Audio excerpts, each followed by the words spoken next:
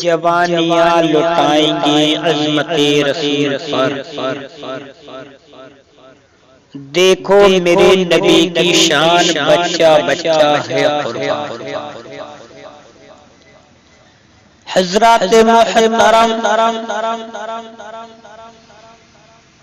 ہمارا تن من دھن سب کچھ حضور اکرم صلی اللہ تعالی علیہ وسلم کے نام پر قربان۔ جو نبی کا نہیں وہ ہمارا اور جو حضور اکرم صلی اللہ تعالی علیہ وسلم کا چاہنے والا ہے وہ ہمارے سگے بھائی سے بھی زیادہ ہمارے قریب ہے۔ حضرات محترم، وہ جو نہ تھے تو کچھ نہ تھا، وہ جو نہ ہو تو کچھ نہ ہو، وہ جان ہے جہان کی، جان ہے تو جہان۔ حضرات محترم، ہمارے جان جاتی ہے تو چلی جائے، ہمارے سر جاتے ہیں تو چلے جائیں، ہماری روح نکلتی ہے تو نکل جائے، لیکن ہم اپنے رب سے دعا کرتے ہیں یا اللہ ہمارے دل سے نبی کی محبت نہ جائے، ہمارے دل سے نبی کی محبت نہ جائے۔ حضرات محترم، ہمارے نبی نے جو فرمایا ہے وہ اٹل ہے، وہ کبھی رد و بدل نہیں ہو سکتا ہے۔ قول محمد قول خدا، فرمان نہ بدلا جائے گا، بدلے گا زمانہ لاکھ مگر قرآن نہ بدلا جائے گا۔ حضرات محترم، آج ہم لوگ دیکھتے ہیں ہمارے گھروں کے پاس میں مسجدیں ویران پڑی ہیں،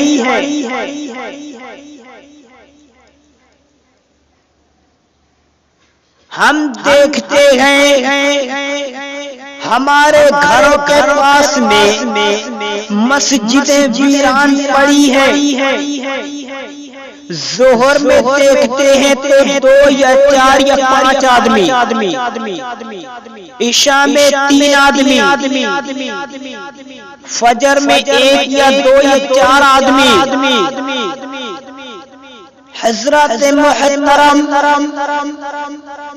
آج کل کا یہ ہمارا نوجوان، ہم اس نوجوان سے پوچھیں یا کسی بھی مسلمان سے پوچھیں کہ بتاؤ تم اپنی جان سے بھی زیادہ، اپنی اولاد سے بھی زیادہ، اپنے ماں باپ سے بھی زیادہ، سب سے زیادہ محبت کس سے کرتے ہو؟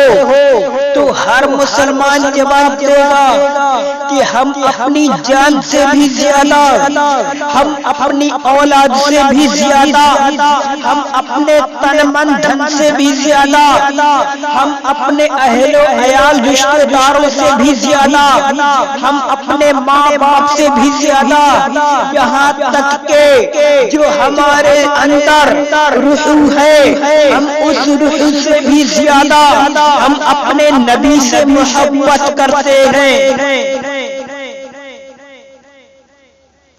محبت کا دعویٰ کرنا بہت آسان ہے، اور اس کو نبھانا بہت مشکل۔ حضرات محترم، محبت کا دعویٰ دیوبندی بھی کرتا ہے، محبت کا دعویٰ رافضی بھی کرتا ہے، محبت کا دعویٰ قادیانی بھی کرتا ہے۔ حضرات محترم، محبت کا دعویٰ تو سب کرتے ہیں۔ حضرات محترم، آج ہر مسلمان جواب دے گا کہ ہم تن من دھن جان مال اہل و عیال ماں باپ رشتہ دار سب سے زیادہ ہم اپنے نبی سے محبت کرتے ہیں۔ میرے نبی تو فرماتے ہیں نماز میری آنکھوں کی ٹھنڈک ہے۔ حضرات محترم، میرے نبی تو فرماتے ہیں نماز میری آنکھوں کی ٹھنڈک ہے۔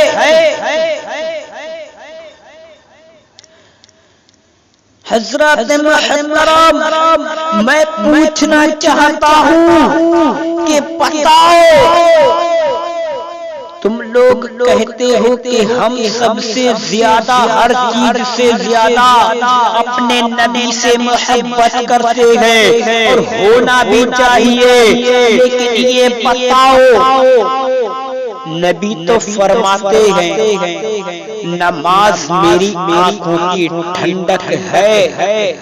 تم ظہر میں دیکھتا ہوں، میں دیکھتا ہوں ظہر میں 4 آدمی، عصر میں 2 یا 4 یا 5 آدمی، مغرب میں 10 یا 2 یا 8 آدمی، اور عشاء میں ہو سکتا ہے تو 11 آدمی۔ بتاؤ کیا یہی عشق رسول ہے؟ ارے محبت جس سے کی جاتی ہے اس کی ہر بات سے محبت کی جاتی ہے۔ میرے نبی تو فرماتے ہیں نماز میری آنکھوں کی ٹھنڈک ہے۔ نماز میری آنکھوں کی ٹھنڈک ہے۔ اور ہم لوگ دیکھتے ہیں فجر میں 4 آدمی، ظہر میں 4 آدمی، عصر میں 3 آدمی، مغرب میں 5 آدمی، عشاء میں 2 آدمی۔ یہ کیا بات ہے؟ حضرات محترم، ہم جلوس اور جلسوں میں نعرہ ایسے لگاتے ہیں جیسے ہم سے بڑا کوئی عاشق رسول ہے ہی نہیں۔ اور جلوس محمدی کے بعد میں 1 گھنٹے بعد مسجد سے آواز آتی ہے حی علی الصلاۃ، حی علی الفلاح، آؤ نماز کی طرف، آؤ کامیابی کی طرف۔ لیکن ہمارا یہ مسلمان اذان کی آواز کو تو سنتا ہے لیکن مسجد میں نہیں آتا۔ حضرات محترم، ہماری قوم کا نوجوان جلسوں میں بڑی زور و شور سے نعرہ لگاتا ہے غوث کا دامن نہیں چھوڑیں گے، خواجہ کا دامن نہیں چھوڑیں گے۔ حضرات محترم، نعرہ تو بڑے اس سے لگاتا ہے، بڑی زور و شور سے لگاتا ہے کہ ہم غوث کا دامن نہیں چھوڑیں گے۔ ہم غوث اعظم کا دامن نہیں چھوڑیں گے، غریب نواز کا دامن نہیں چھوڑیں گے، اعلیٰ حضرت کا دامن نہیں چھوڑیں گے۔ حضرات محترم، میدان کربلا میں امام حسین نے اپنا تن من دھن سب کچھ لٹا دیا، 6 ماہ کے بچوں کو قربان کر دیا اور یہ پیغام دے دیا، او لوگوں اگر جان دینی پڑے تو دے دینا، اگر اولاد دینی پڑے تو دے دینا، اگر گھر بار دینا پڑے تو دے دینا، عزت دینی پڑے تو دے دینا، تن من دھن دینا پڑے تو دے دینا، رشتہ دار اگر دینا پڑے تو دے دینا، اپنا سر اگر دینا پڑے تو دے دینا، لیکن حضور اکرم صلی اللہ علیہ وسلم کا دیا ہوا ایمان مت دینا۔ حضرات محترم، امام حسین نے میدان کربلا کے اندر بھی اپنی جان کو قربان کر دیا، لیکن نماز کو نہیں چھوڑا۔ امام حسین نے یہ پیغام دے دیا، وہ لوگوں اگر جنگ کا میدان ہو اور نماز کا وقت ہو جائے تو جنگ کو روک کر نماز پڑھو، نماز کسی حالت میں معاف نہیں ہے۔ حضرات محترم، آج ہماری قوم کا یہ مسلمان 800 کلومیٹر اجمیر تو چلا جائے گا، اجمیر تو چلا جائے گا، لیکن اس کے گھر کے پاس میں مسجد ویران ہے، مسجد میں آنے کی سے فرصت نہیں ہے اور نعرہ لگاتا ہے ہم غوث کا دامن نہیں چھوڑیں گے، ہم خواجہ کا دامن نہیں چھوڑیں گے۔ حضرات محترم، خواجہ اجمیری سرکار خواجہ معین الدین حسن چشتی ہندوستان کی سرزمین پر آئے، کس کی خاطر؟ ہماری خاطر۔ حضرات محترم، میدان کربلا میں امام حسین نے 6 ماہ کے بچوں کو قربان کر دیا، اپنے گھر کو لٹا دیا، یہاں تک کہ اپنے سر کو کٹا دیا، کس کی خاطر؟ ہم لوگوں کی خاطر۔ حضرات محترم، حضور اکرم صلی اللہ علیہ وسلم نے پیٹ سے پتھر باندھے، کس کی خاطر؟ ہم لوگوں کی خاطر۔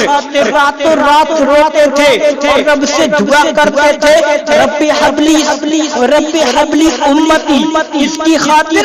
ہماری خاطر۔ حضرات محترم، میرے نبی تو فرماتے ہیں نماز میری آنکھوں کی ٹھنڈک ہے۔ حضرات محترم، آج ہماری قوم کا یہ نوجوان جب سویرے اٹھتا ہے تو اس کے گھر اخبار یہ اخبار پڑھتا ہے، لیکن اس نوجوان کو یہ فرصت نہیں ہوتی ہے کہ فجر کی اذان کے وقت اٹھ کر مسجد میں تشریف لے۔ حضرات محترم، مؤذن پکار کر بولتا ہے الصلاۃ خیر من النوم، نماز سونے سے بہتر ہے، نماز سونے سے بہتر ہے،